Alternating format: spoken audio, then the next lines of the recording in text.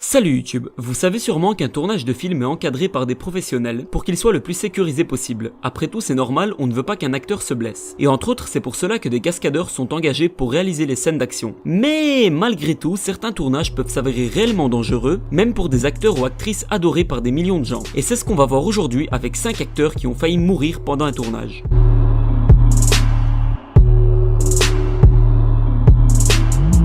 Cinquième place, on commence avec Gunnar Hansen, un acteur d'origine islandaise. En 1974, il a joué le rôle de Leatherface dans le film Massacre à la tronçonneuse. Vu que ce film possédait un budget ultra low cost de 140 000 $, la sécurité a été un peu négligée et donc la tronçonneuse que tient l'acteur tout au long du film est bel et bien réelle. L'accident, vu qu'il est quand même question de ça, est intervenu à la fin du film, lorsque Leatherface poursuivait Ali Hardesty avec sa tronçonneuse et malheureusement, Hansen glissa et par réflexe jeta sa tronçonneuse en l'air et l'engin est retombé à seulement quelques petits centimètres de son visage. Et oui, quelques centimètres seulement et on aurait pu assister à un drame. Mais malheureusement, cet acteur est quand même mort en novembre 2015 d'un cancer du pancréas.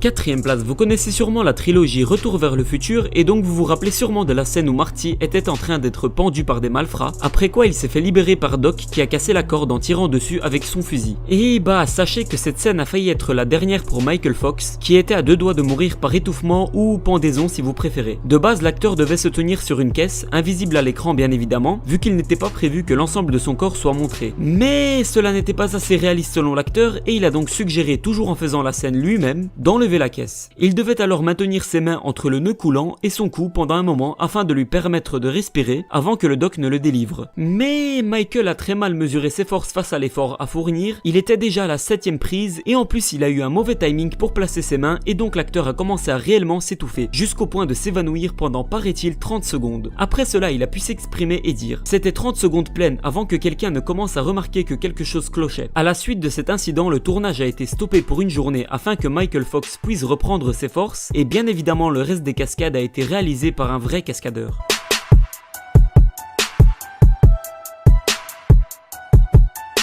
Troisième place, là ce n'est pas un acteur mais toute une partie du casting du film Le Commando des bâtards qui est concerné. En effet, dans la scène finale où le cinéma est réduit en cendres à cause d'un énorme incendie, il s'en est fallu de peu qu'une partie du casting soit réellement brûlée. De base, les flammes étaient censées être à une distance minimum de 8 mètres des acteurs et figurants. Sauf que les trajectoires des flammes sont difficiles à prévoir, voire même impossibles. Et en plus, la scène devait être filmée en une seule prise, en vue du coup sûrement énorme des destructions. Donc, malgré le fait que l'incendie a dégénéré, la scène a continué à être filmée et s'est retrouvée dans le film. Le réalisateur Eli Roth dira même par la suite que la plateforme sur laquelle il se trouvait était à deux doigts de s'écrouler.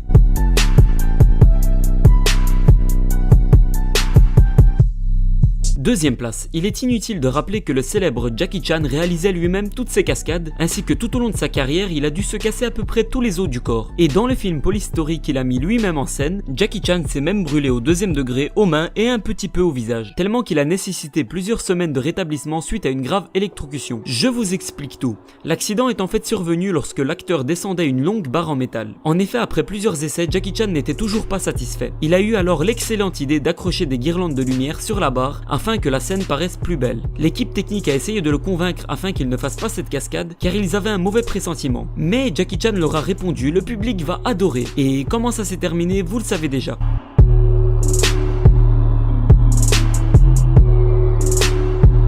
Et enfin la première place, là on se téléporte dans un de mes films préférés et il est bien évidemment question de Rocky IV, plus précisément lors du combat final entre Ivan Drago et Rocky Balboa. Les deux acteurs étaient d'accord sur le fait que se donner de faux coups de poing ne faisait pas réaliste et que ça se remarquait trop. Et donc pour ce combat final, Stallone a demandé à Lundgren, celui qui jouait Ivan Drago, de le frapper aussi fort qu'il le pouvait. Lundgren lui a porté alors un coup tellement fort que Stallone fit une cardiomégalie, qui est un gonflement du cœur qui peut empêcher l'organe de remplir sa fonction naturelle de pompe et donc d'irrigation du sang en raison de l'épaississement des parois du cœur. Oui, en gros, ça peut vous conduire très vite à la mort. Il fut hospitalisé pendant 8 jours en soins intensifs et selon les médecins, il a évité de très peu une insuffisance cardiaque.